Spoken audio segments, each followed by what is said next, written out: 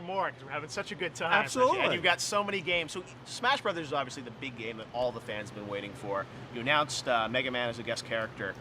Are we going to see Can't forget about Villager. We announced Villager from Animal Crossing as a key playable character. That was a nice little tease at the beginning of the trailer. But what about you being in Smash Brothers? You know, that's something you need to talk to Mr. Sakurai about. Has it been discussed, though? Should the fans start a petition campaign online? Look, the fans could do whatever they want. Reggie Smash, hashtag, we can start it now? In the end, that's a Mr. Sakurai decision.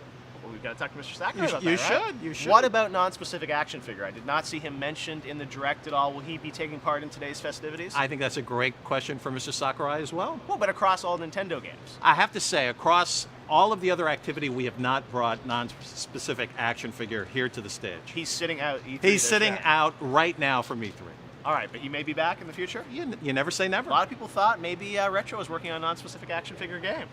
That would have been an announcement. Well, but it leads to another question, I think, where some fans may say, hey, Reggie, you're going back to the well with another Donkey Kong, another Mario, Zelda remake. I mean, where are the new innovative IPs that Nintendo is creating? A lot of people hoped Retro was going to do something brand new. So, two comments. First, Wonderful 101, right? Brand new IP, brand new game, launching just in a matter of weeks. Yep. Second, if you look back over the last 18 years, number of sales per SKU. You were ready for this question, right? Reggie. What is the #1 title? Sold more games per SKU? Probably Mario? We Fit. We Fit. Okay. We Fit, a brand new game that we launched with Wii, right, during the Wii generation. Why do I bring this up? Because certainly we're working on a range of different content. Okay. So you can't look at a snapshot in time and say, gosh, where's all the new franchises? We're working on a range of stuff. There's more to come. There's more to come. What about the, you know what I'm talking about? Which? Oh, the Vitality Sensor. The Vitality Sensor. Is it ever coming back, Reggie? Never say never. Okay. Never say never. We obviously have nothing to announce right now, but you never say never. New peripherals, is that something you guys are thinking about? You know, right now the focus is on gamepad play. The focus is on utilizing the Wii Remote Plus, utilizing the Wii Wheel for Mario Kart. So our focus is on the existing peripherals. Now let's talk about the fans that, you know, have already bought a Wii U and may feel like, hey, you know, I haven't had a lot of games. It sounds like you're admitting that, you know, Nintendo's been a little slow on the uptake with new games. There were a number of games that we wanted to launch in the first half of the year. That by getting them more polished, they've slipped a little bit. But if I'm a Nintendo fan, what do I have to look forward to with my brand new Wii U? I've got Wonderful 101, right? I've got Game & Wario. I've got Super Luigi coming. I've got then Zelda, Mario, all of these great games, Donkey Kong Country. There's a lot of great content coming, and that's just, again, from a first-party perspective. I think we just have the first-party perspective right now, but yes, hopefully we'll get more third parties on board. But talk about the consumer that, you know, bought the Wii. I think you guys have admitted it's been a challenge sort of communicating that the Wii U is an entirely new system, not just sort of a new gamepad for the Wii.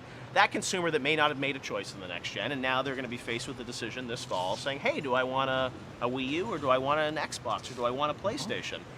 What's your pitch to them on why they should still select the Wii U at a time when third parties are kind of on amber right now? Yeah, but again, the reason to buy a Wii U, right, in addition to... Are just Nintendo games. In addition to whatever third-party content is going to be available, and that's for the third-party publisher to decide, is Mario, Zelda, Pikmin 3, all of these fantastic franchises. I mean, Jeff, we are in a fortunate position that when you look back over the last 18 years, 5 of the top 10 franchises play only on Nintendo consoles. Only on Nintendo consoles. That's why the consumer is going to buy a Wii U. To play Mario, to play Zelda, to play Donkey Kong, to play Pikmin 3. So it is a Nintendo delivery system? No. What I'm saying is that our job as a first-party publisher is to drive the install base. We're fortunate that we've been able to do that with 5 out of the top 10 franchises over the whole history of video games. But people only have, you know, certain amounts of money that they can spend on these systems. Are you concerned or worried now that you've seen PlayStation 4 and Xbox One, you know, the fidelity of the graphics that they're able to show, things like that? People are saying, you know, Wii U is a last generation system compared to these. Is that something that worries you? In the end, it's all about the games. And we believe we've got the games to drive the business forward and to, most importantly, make the consumer happy. All right, that's the key. Absolutely, we want to put a smile on everyone's face, Reggie, Absolutely. right? Well, you have announced a lot of great games. Let's talk about 3DS, the handheld market. You know, Smash Brothers looks like that's coming to the handheld. What is your strategy moving forward in the handheld space? Well, our strategy, again, is straightforward. We want to bring new, unique experiences that you can only have on the Nintendo 3DS. And we're fortunate that we've been doing that throughout this year to date. Fire Emblem, Luigi's Mansion, Animal Crossing that just launched and looks to be off to a fantastic start, and then all of the great content coming. These unique experiences are what we're bringing to bear, and that's what's driving the system. The only system to have year-on-year growth so far this year in 2013.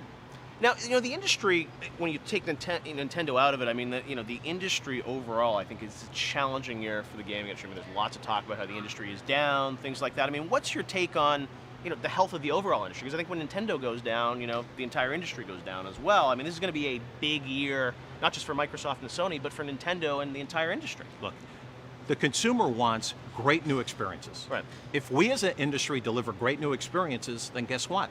People buy consoles and people buy games. Right. From Nintendo's perspective, we are maniacally focused on bringing great game experiences. Right. And we've got a lineup over these next 6-7 months that's second to none. Yeah. And what's great is we still have games like Mario Kart and Smash Brothers for both Wii U and 3DS coming in 2014. So we're feeling pretty good that we've got the games and the experiences to drive our business forward. Now, when you look at the competition, you guys had to make a bet on the Wii U a couple of years ago about what you were going to do, what the specs were going to be, before you really knew what Microsoft and Sony were going to do. So now that you've seen the unveils, I'm sure you sat at home at your fireplace watching the press conferences on Spike, wondering what they were going to say. What's your take on sort of Microsoft and Sony and their strategy? I have to be candid. Yeah. Our competition is going to do what they're going to do. So do I watch what they're doing as a consumer? Absolutely. Certainly.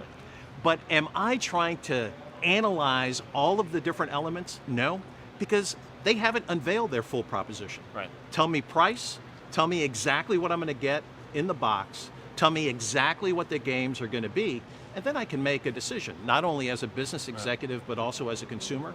And at this point, it's still just the early days of exactly what they're going to be doing. You did your show, and you unveiled some of the information.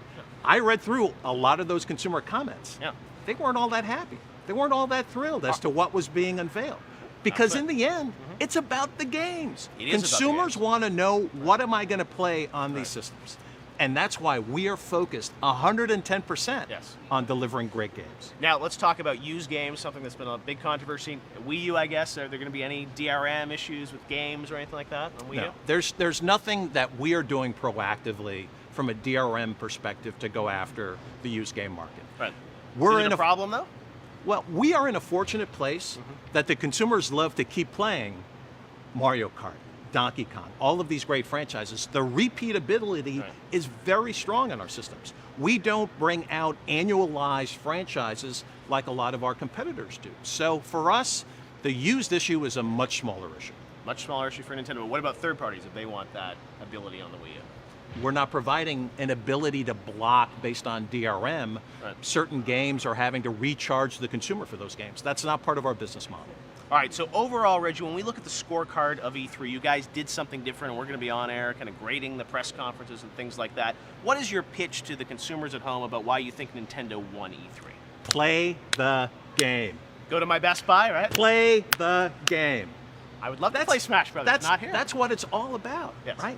It's all about the games and the experiences. And so, when people are sitting back and trying to grade how people perform, I would say, did our games surprise, delight, put a smile on people's face, drive pre-sales at our retailers? Were they excited about the content?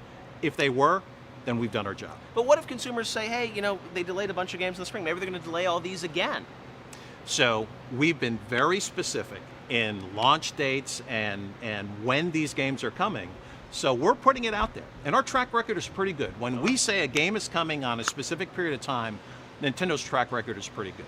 We've laid it out for folks. We're being very clear on when these games are going to be available.